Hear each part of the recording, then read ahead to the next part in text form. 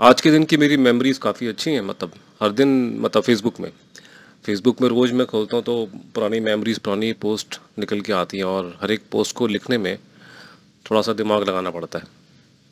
और आप में से काफ़ी लोग समझते हैं और काफ़ी लोग नहीं समझ पाते।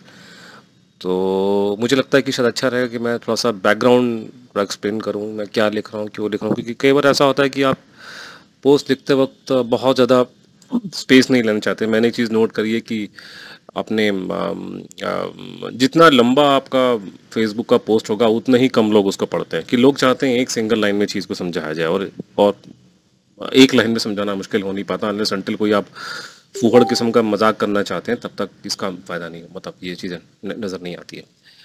तो अ, इसमें ये है कि ये जैसे ये मेरा आज का this this on this day 1 year ago, पहला तो ये है कि ये वॉशिंगटन पोस्ट का स्टोरी है। और मुझे बताते हुए खुशी है, ऑफकोर्स दुख की बात तो है नहीं, कि मेरे को न केवल इन लोगों ने मुझे इसमें कोट किया है। इनफैक्ट यहाँ पे इन्होंने ऋषि सुनक के प्रधानमंत्री बनने से, मतलब लास्ट ईयर इंग्लैंड का, यूके का, तो उन्होंने अलग अलग लोगों को कोट किया है। राजदीप सरदेसाई, वियारा, अशोक मलिक, बड़े बड़े लोग, मतलब मैं तो कोई नहीं हूँ, लेकिन पहला नाम मेरा है। तो यहाँ मेंशन किया हुआ है कि Anuj Dhar, Delhi based author who has written about Indian freedom fighters, hailed the incredible feat that a person of Indian descent would lead Britain. Rajdeep Sardesai, a well-known former news anchor. Anyhow, तो ये इन्होंने मेरा जो मैंने जो इनक्रेडिबल फीट, जो मेरा वर्ड था, जो मैंने यूज़ किया ट्विटर फेसबुक वगैरह पे, उससे ही वॉशिंगटन पोस्ट की ये हेडलाइन बनी है। तो उन्होंने एक्चुअली मुझे ही इंडायरेक्टली कोट किया हेडलाइन में। So that's a matter of happiness, of course अच्छी बात है। वॉशिंगटन पोस्ट दुनिया का बहुत बड़ा अखबार है, और अपना आपका नाम छपना, मेरे को याद नहीं आ रहा, मेरा नाम तो छपा है इनफैक्ट नेताजी को लेकर के, टाइम्स लंदन में छपा था, छपता है, मतलब मैंने नोट नहीं है, क्रिश्चियन साइंस मॉनिटर में छपा है। लेकिन अदर देन नेताजी ये शायद मेरे ख्याल से काफ़ी रेयर मेरा नाम छप रहा है, क्योंकि मैं और बोलता नहीं हूँ और चीज़ों के ऊपर। मैं अपने आप फोकस सिर्फ सुभाष बोस नेताजी पे रखता हूँ, और शास्त्री जी पे, और इनके अलावा किसी और पे मैं बोलता नहीं हूँ। ये एक और पोस्ट है, और ये एक वायर का आर्टिकल है जिसमें लिखा हुआ है कि गांधी जी की वैल्यूज़ जो है वो अनवांटेड हो गई हैं गुजरात में। मैं इसे बिल्कुल एग्री करता हूँ, मैंने ये यहाँ पे लिखा है कि असेसमेंट बिल्कुल ठीक है। और क्योंकि इसका सबसे बड़ा प्रूफ ये है कि डिफेंस एग्जीबिशन 2022 जो है गांधीनगर में ऑर्गेनाइज किया। सोचिए सही आप, कितना बड़ा गांधी जी का अपमान लोगों ने करा है, ये बीजेपी वालों ने, कि जो गांधी जी फौज के खिलाफ में थे, आर्म्स एम्युनिशन को पसंद नहीं करते थे, और कोई भी गांधी जी का कोई फॉलोअर फौज में कभी नहीं गया, उन्हें कोई हथियारों से, रक्षा से कोई उनका कुछ लेना देना नहीं है, बिल्कुल वो शांति प्रिय लोग हैं। उस गांधीनगर में, उस गुजरात में, गांधी जी की भूमि में इन लोगों ने रक्षा का, इन्होंने इतना बड़ा इंटरनेशनल फेयर ऑर्गेनाइज करवा दिया। तो ये मैंने यहाँ मेंशन किया कि the very fact this was organised in Gandhinagar proves that Mahatma Gandhi values are unwanted in Gujarat. और भी कारण है, लेकिन ये एक बहुत इंडिकेशन है कि गांधी जी को कोई जो कहा जाता है। इनफैक्ट मैंने यहाँ लिखा, और मेरा मानना है कि गांधी जी के बारे में एक हमारे को जैसे मिथ है, और बंगाल के बारे में नेताजी के बारे में वो भी सेम मिथ है, कि सबसे ज़्यादा लोग मानते हैं कि नेताजी के फॉलोअर्स बंगाल में है। बिल्कुल बंगाल में, इसमें कोई डिस्प्यूट नहीं है, लेकिन अगर आप काउंट करोगे मेजोरिटी के हिसाब से, गांधी जी के सबसे ज़्यादा फॉलोअर्स भारत में, सबसे, मतलब आप कह सकते हैं कि हाईएस्ट लेवल के फॉलोअर्स हैं वो बंगाल में होते हैं। मैंने अपने जीवन में पूरे देश का चक्कर लगाया है, जितनी गांधी जी की भक्ति बंगाल में होती है, मैंने आज तक अपने जीवन में कहीं और नहीं देखी। और खासकर तो बंगाल में गांधी जी के फॉलोअर सबसे ज़्यादा है, गुजरात में नहीं है। ये एक मिथ है, और ये पोस्ट उसको एक्सप्लोर करता है, उस मिथ को। ये एक अच्छी सुंदर फोटो जो थी निकल के आई थी पंडित जी कहते हैं बंदूक भी है, और एक रोजेस भी है, मतलब रोज उनके पंडित जी का रोज ये हो गया, ये बंदूक है। तो मैंने इसका हेडिंग बनाया था गन्स एंड रोजेस। ये हमारे ज़माने का, हम जब स्कूल कॉलेज में थे तो बहुत, अभी भी है, उस ज़माने का बहुत जमाना रॉक बैंड है American rock, guns and roses. तो बंदूकें और फूल, फूल कहते हैं शांति का प्रिय होता है, ये वायलेंस होती है। तो एक बड़ा अच्छा कॉम्बिनेशन यहाँ पे, एक अच्छा पंडित जी की फोटो के साथ में निकल के आया। ये मेरे दोस्त सायक सेन का इंटरव्यू है, उसने लास्ट ईयर धमाल किया हुआ था इलेक्ट्रो प्रोग्राम को लेकर के, तो ये उसको लेकर उसका इंटरव्यू चल रहा है यहाँ पे। तो ये हमारे मुख्यमंत्री जी मेरे दिल्ली के, और इन्होंने कल एक अपील उन्होंने इशू की थी। अब वो क्यों की थी मुझे पता नहीं, लेकिन वो चाहते थे कि गांधी जी के अलावा क्या नाम है, गांधी जी के अलावा उनके साथ साथ तो गणेश जी और लक्ष्मी जी की मूर्ति की फोटो भी करेंसी में लगाई जाए हमारे नोटों के अंदर। मैं इसके फेवर में नहीं हूँ, क्योंकि मेरा मानना है कि जैसे मैंने यहाँ पे लिखा है कि to have currency notes with the image of Lakshmi and Ganesh along with Mahatma Gandhi would be sacrilegious. Gandhi ji was not god. तो अगर आप भगवानों की आप फोटो में लगा रहे हैं और सिर्फ गांधी जी के लगा रहे हैं, तो मुझे लगता है कि गांधी जी भी उसको एक्सेप्ट नहीं करते कि गांधी जी भगवान नहीं थे। वो बंगाल के लोगों के लिए गांधी जी भगवान हो सकते हैं, बीजेपी वालों के लिए हो सकते हैं भगवान गांधी जी, या और लोगों के लिए, लेकिन गांधी जी भगवान नहीं थे। तो और गांधी जी खुद इसको प्रूव नहीं करते। हाँ, आप सारे फ्रीडम फाइटर्स में 4-5 की लगाना चाहते हैं तो फिर प्रॉब्लम मुझे नहीं है कि उसमें भगवानों की भी आ जाए और हमारे नेशनल बड़े बड़े आइकन जो हैं उनकी भी आ जाए, लेकिन सिर्फ गांधी जी को और भगवानों को उसमें लगाना, मेरे ख्याल से गांधी जी उसको प्रूव नहीं करते। ये एक बहुत अच्छी सुंदर फोटोग्राफ कलकत्ता की लास्ट ईयर की जो हमने शेयर की थी, ये सूर्य ग्रहण वहाँ पे हुआ था। कितना सुंदर देखिए फोटो बंदे ने खींचा है। मस्जिद है, मस्जिद के ऊपर ये एक वो चांद बना हुआ है और वहीं पे ऐसा लगता है कि चांद की रिफ्लेक्शन सीधी यहाँ पड़ रही है सूरज के ऊपर। और ये तो इस मामले में, क्रिएटिविटी के मामले में हमारे बंगाली भाइयों से कोई उनसे अच्छा कोई देश में नहीं है। ज़बरदस्त क्रिएटिविटी वहाँ पे होती है। क्या बढ़िया फोटोग्राफ लिए देखो उन्होंने।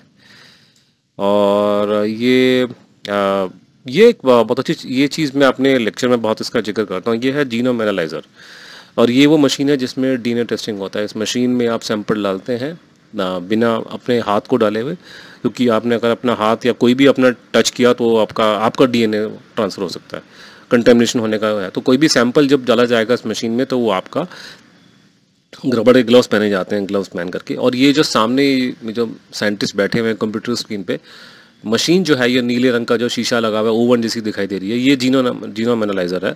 इसमें आप सैंपल डालते हैं, वो सैंपल की स्टडी करेगा, स्कैन करेगा, और सामने स्क्रीन के ऊपर एक इलेक्ट्रोफेरोग्राम नाम का एक चार्ट, रॉ डेटा दिखाई देगा। और इस रॉ डेटा की रीडिंग करेंगे ये हमारे एक्सपर्ट्स, और वो रीडिंग को बोलते हैं डीएनए की रिपोर्ट। तो हमने जो कहानी बताई है मतलब उसके हिसाब से कि ये जो इलेक्ट्रोफेरोग्राम है जिसके बेसिस पे रिपोर्ट डीएनए की बनती है, गुमनामी बाबा वाले केस में इन्होंने गवर्नमेंट ने वो गोल कर दिया। अभी तो देने से मना कर रहे हैं और बहाने मार रहे हैं। हमारा मानना है कि उसमें गड़बड़ी हुई है कि जो डीएनए की रिपोर्ट और इलेक्ट्रोफेरोग्राम आपस में मैच नहीं करता, क्योंकि डीएनए में फजिंग हुआ। ये मैंने एक अलग से अब काफ़ी बार बताया। तो ये बेसिकली इस पोस्ट का मतलब ये है। ये एक बहुत सुंदर गांधी जी की मूर्ति पांडिचेरी बीच में बनाने वाले देवी प्रसाद राय चौधरी, इनफैक्ट इन्होंने ही गांधी जी की सब सुंदर मूर्तियां बनाई हैं। दिल्ली की जो 11 मूर्ति हो गई, और कलकत्ता के अंदर भी जो मूर्ति है मेयर रोड वाली, वो भी उन्हीं की बनाई है। तो गांधी जी की सबसे सुंदर मूर्तियां वो बंगाल के लोग बनाते हैं। तो मैंने आपको पहले भी कई जगह दिखाया।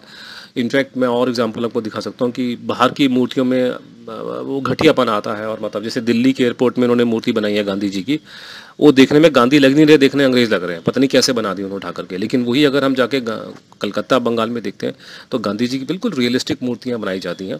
उसका कारण ये है कि वो ये बंगाल में जब लोग गांधी जी को सोचते तो दिल से, मतलब उनका इमोशन जुड़ा हुआ उनके साथ में, तो वो और तरीके से काम करते हैं। बाहर के लोग जो हैं वो मेरे को लगता है कमर्शियल लेवल पे चले गए हैं, तो उनको उनसे बनता नहीं ढंग से। फिर ये एक हमारे दोस्त विप्लव ने और मैंने जो हमने मिनिमल का जो स्टार्ट किया है कैंपेन, उसका एक फ़ोटो हम कुछ थोड़ा मॉडिफाई करते रहते हैं फोटोग्राफ को।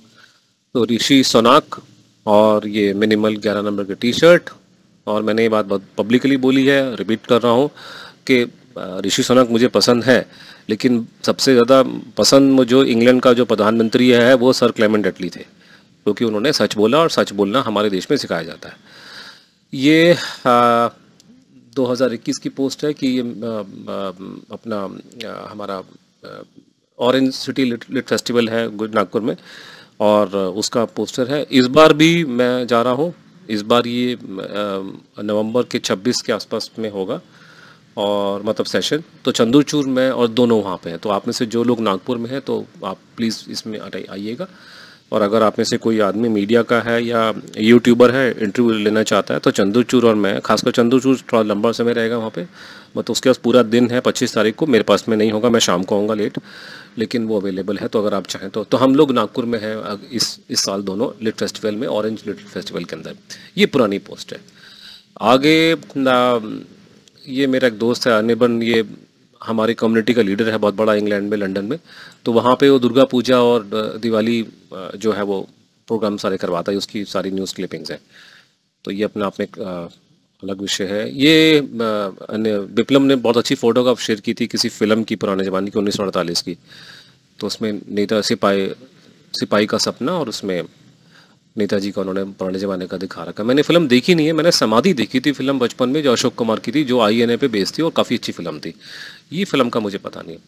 ये मेरे दोस्त देव न्यूयॉर्क में रहते हैं, और उनके साथ जो मेरी ये शायद 2015 पहली बार जो मुलाकात हुई थी, तब की हम लोग, देव ने मुझे सारा न्यूयॉर्क में घुमाया था उस टाइम पे। तो ये हम लोग उस टाइम सेंट्रल पार्क में हमारी फ़ोटो है। ये मेरे लेक्चर के एक दिन के बाद की है। तो सेंट्रल पार्क दुनिया का सबसे खूबसूरत पार्क है, बिल्कुल न्यूयॉर्क सिटी के बिल्कुल बीचों बीच बना हुआ है। तो एक अपना आप में उसका वीडियो मैंने बनाया, छोटे मोटे मैं बना के डाल दूंगा वीडियो उठा करके। ये एक बड़ा अच्छा एक चीज़ है। ये जब मैं 2021 में नागपुर गया था और लिट फेस्टिवल में, तो वहाँ मुझे होटल में ठहराया गया। तो मैंने वहाँ पे उनको बोला कि भी मैं तो जब भी वहाँ नागपुर खासकर जाता हूँ तो पब्लिक खुल्लम खुल्ला बोलता हूँ कि भाई हम तो गणशक्ति ने डिक्लेयर कर दिया कि मैं आरएसएस का एजेंट हूँ, जो बंगाल में आपका कम्युनिस्ट पार्टी का माउथ पीस है। तो वो सुन के लोग बड़े खुश हो जाते हैं वहाँ पे कि साहब ये तो बड़ा खास आदमी है, तो एजेंट आरएसएस का, तो इसकी तो अच्छी हमें सेवा करनी चाहिए। तो ये होटल जो था ये बहुत बड़ा नहीं था, क्योंकि बड़े होटल थे वो थोड़े दूर थे, और जो वेन्यू था लिट फेस्टिवल का वो इसके बिल्कुल साथ में था। तो हम भी पसंद करते हैं, मुझे भी ऑप्शन दिया था। मैंने कहा नहीं, मुझे दूर नहीं रहना, मुझे बिल्कुल पास में, क्योंकि वो आने जाने में प्रॉब्लम होती है।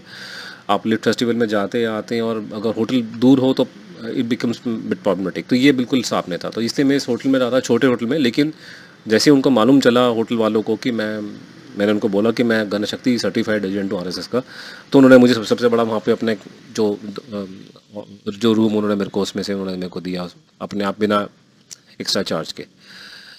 ये पुरानी फ़ोटोग्राफ्स हैं 2019 की, अटलांटा में जो मेरा लेक्चर हुआ था उसमें। और मेरे दोस्त ने वहाँ पे अरविंद ने करवाया था वहाँ पे।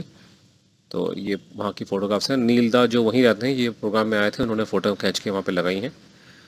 और बस यही है। और ये बहुत सुंदर फोटोग्राफ ताजमहल की 150 साल पुरानी पेंटिंग है, रशियन किसी आर्टिस्ट ने। देखिए इसमें है कि हमारे भारत के लोगों को पेंटिंग, में बुरा मत मानिएगा, हमारे लोगों को पेंटिंग बनाने नहीं आती थी। उसमें वो 3D इफेक्ट नहीं आता था, कि मतलब डेप्थ नहीं मालूम चलती थी, और रियल में क्या है वो नज़र नहीं आता था। बड़े अजीब व गरीब किस्म की बातें होती थी। ये किसी रशियन ने बनाई है, वसीली वर्षाशागिन ने, जिसने जो आदमी 150 साल पुरानी पेंटिंग है, मतलब उस टाइम तो कैमरा भी नहीं था, लेकिन देखने में बिल्कुल लग रहा है जैसे कि आपकी बिल्कुल ताजमहल की असली फ़ोटो हो। और आप देख सकते हैं कि पानी कितना साफ़ है। आजकल तो पानी मटमैला गंदा हो गया है। बिल्डिंग की हालत भी पहले से काफ़ी अच्छी है, मतलब आजकल तो सारा ये रंग थोड़ा बिगड़ गया है करके, लेकिन ये बहुत सुंदर है पेंटिंग देखने में। तो पुराने ज़माने की पेंटिंग अगर देखनी है तो इनकी, अंग्रेज़ों की और इनकी देखो। मैं कभी एक बार एक काम करूँगा, उसमें से कुछ पेंटिंग को मैं पोस्ट किया, मैं आपसे एक दिखाऊंगा आपको वीडियो, क्योंकि भारत की सबसे सुंदर जो अर्लीस्ट इमेजेस हैं वो अंग्रेज़ों ने ही बनाई है। ये का फोटो मेरी पुरानी है थोड़ी सी। मैं जब 2019 में मैंने ये लिखा है कि मैं ट्रैवल कर रहा था अमेरिका के अंदर, लेकिन मैंने ये पोस्ट लिखी है लास्ट, और वो ये बोलते हुए कि कोविड के टाइम पे मैंने ये पोस्ट की थी 2020 में, कि मेरे लिए अपनी कॉलोनी से बाहर निकलना पॉसिबल नहीं हो पा रहा है। और जबकि आज से उससे 1 साल पहले मैं पूरे अमेरिका में क्रिस क्रॉस कर रहा था, यहाँ जा रहा था। मतलब बेसिकली ये बाकी हम लोग को याद रखना चाहिए कि हमारी हालत क्या कर दी थी कोविड ने, कि घर से निकलना क्या, सड़क क्रॉस करना दूभर हो गया था। तो मैं बैठ के याद कर रहा था कि ये तो मैंने कॉन्ट्रास्ट किया कि हम लोग आज घर से निकल नहीं पा रहे हैं, और 1 साल पहले मैं दुनिया भर में घूम रहा था करके। तो भगवान करे वो दिन वापस ना आए, और हम लोग जो हैं क्या नाम है, कोविड जैसी कोई महामारी ना हो। क्योंकि सबसे बड़ी प्रॉब्लम थी कि हमारा निकलना बंद हो गया था, उससे तो जान निकल गई थी। मेरा वो बहुत नुकसान पहुंचा है मिशन नेताजी के कामों को लेकर के, बिकॉज लेक्चर वगैरह सारे बंद हो गए। आज तक मैं उसको किक स्टार्ट नहीं करा पा रहा हूँ, इतना इफेक्ट पड़ा है। ये का मैंने डाली थी फेसबुक में, लेकिन ये कुछ इटालियन लोगों ने बहुत ज़बरदस्त आर्कियोलॉजिकल स्टडी करी है, खुदाई करी है गजनी के इलाके में, अफगानिस्तान में। तो उसमें से उनको जो आपको मालूम है कि इवन मोहम्मद गजनवी के 100-150 साल पहले वहाँ पे हिंदू बुद्धिस्ट किंगडम थे वहाँ पे। मतलब इतना ज़्यादा फर्क पड़ गया 100 साल के अंदर वहाँ पे। तो ये हिंदू शाही किंगडम जो था 9th सेंचुरी का, उस जमाने की दुर्गा की एक उनको मूर्ति का पूरा मुख उनको मिला और कुछ टुकड़े मिले।